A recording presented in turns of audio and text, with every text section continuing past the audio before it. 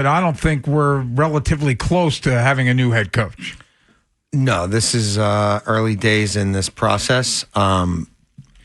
Obviously, things get shaped from a timeline standpoint in many ways by what happens in the games that are being played. Now, look, I think there's plenty of people who could have been interviewed already for this job who haven't been, and people who I would have wanted to get a jump on early who don't have any other commitments and aren't coaching in the playoffs. But these things tend to be shaped and shifted by events outside of the Ravens' control. They are obviously casting a wide swath. There's a bunch of sort of hot first-time guys. There's another group of men who have had head coaching experience.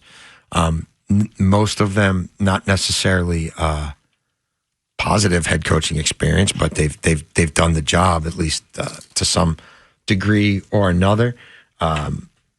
There could be people who they talk to later who they haven't yet, who aren't even on their list. But as you're gathering information from these various coaches, you hear different names, you hear different concepts, things start resonating, and then you confab back, right? Steve and Eric and Sashi downloading each other. What is your reaction to this? What is your reaction to that? What do you think of this? What do you think of that? Sometimes it leads you someplace you hadn't been thinking initially. They don't seem to be in any rush. They don't have to be in any rush. There isn't anybody who's available out there who wouldn't want an audience with the Ravens before making their final decision, by and large. That doesn't mean somebody might not. Look, that doesn't mean that maybe in some scenario, Kevin Stefanski meets with the Giants and they love him and he loves them and he's fine with Jackson Dart and he's like, I'm out. I mean, that stuff can happen, but by and large, they're so well positioned that they don't need to move at anybody's pace other than their own. I think there's some people on that list, and we'll talk about individuals more as the show goes on. I don't want to get into too much of that now. There's some people on that list who, for me, come with some real red flags, and I hope that they're talking to those guys. Not that they would ever hire them as a head coach, but maybe they end up as a coordinator on the staff of whoever the head coach is. That's also part of how the sausage is made. But the NFL field got whittled down, and obviously the results in Foxborough last night have a particular resonance here with the Chargers being Ravens West and Jesse Minter being the apple of certain people's eye inside that front office, at least as I've heard it for going on a month now. So this will be a very interesting week. I don't think they're hiring their head coach by the end of the week, but they will start weeding through the field this week. Well, they'll continue to do that. And also Steve Bisciotti holding a formal press conference for the first time in 8 years. That'll be tomorrow, right when the show kicks off. And Ken will be boots on the ground out at one winning drive. And we're all excited to hear what Steve has to say because there's plenty of topics to hit. But in terms of the head coaching field, and a lot of reports saying that they're supposed to interview Anthony Weaver and Cliff Kingsbury today, but interviews that have already happened. Matt Nagy got interviewed yesterday, Vance Joseph, Davis Webb, Clint Kubiak, and Kevin Stefanski. But what really complicates things, and obviously this is such foreign territory for the Ravens to be even operating a coaching search right now, but Clint Kubiak's a hot name, and if Seattle goes on a deep run, that obviously prolongs the process. So it really just depends who is that guy. But you've been bringing up Jesse Minter for a long time now, Jason. And, of course, the fact that the Chargers got bounced, he's going to interview for the Ravens at some point, and you don't have to wait for him if that is their guy. They also, they've interviewed Vance Joseph and Davis Webb. I don't know if they're interested in either of them or how interested they are in either of them, but they can't pursue them even more because they have a football game this weekend. Yeah, again, a lot of this is out of their hands. They should be well-positioned to land whomever they want if they don't totally botch this or come across as disinterested or disengaged. Or frankly, come across as the kind of billionaire who fires his 18-year employee over the phone. They're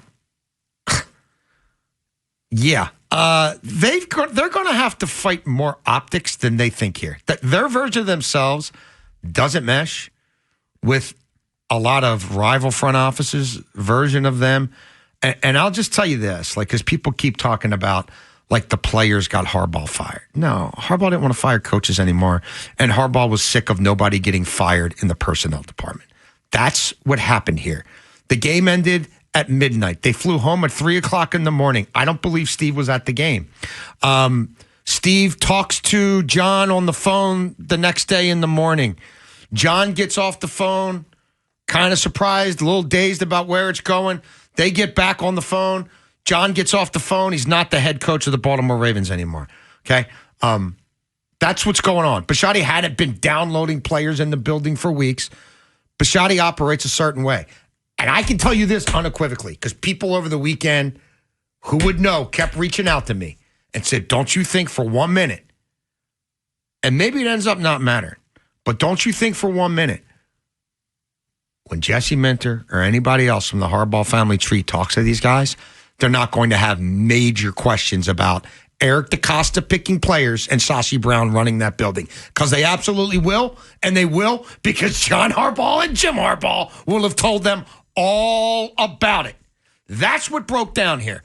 And the billionaire chose the GM over the coach. And he chose the GM and probably pretty close to the status quo over the coach being neutered with a whole new staff. So that's where we stand. But, like, there are people who know the Harbaughs really well who are like, it ended pretty rough. It ended pretty ugly. And there are going to be questions about who's really in charge here and who's in charge of what and how are you going to get your player selection process fixed? Because you got a player selection problem.